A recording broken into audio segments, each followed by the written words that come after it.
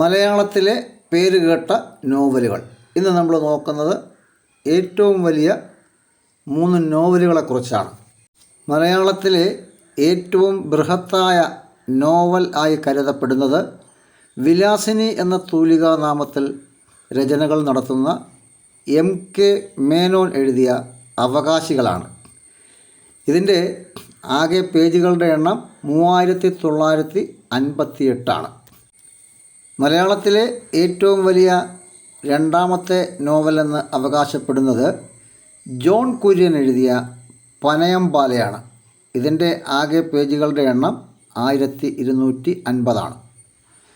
മലയാളത്തിലെ ഏറ്റവും വലിയ മൂന്നാമത്തെ നോവലെന്ന് അവകാശപ്പെടുന്നത് തകഴി ശിവശങ്കരപ്പിള്ള എഴുതിയ കയറാണ്. ഇതിൻ്റെ ആകെ പേജുകളുടെ എണ്ണം 986.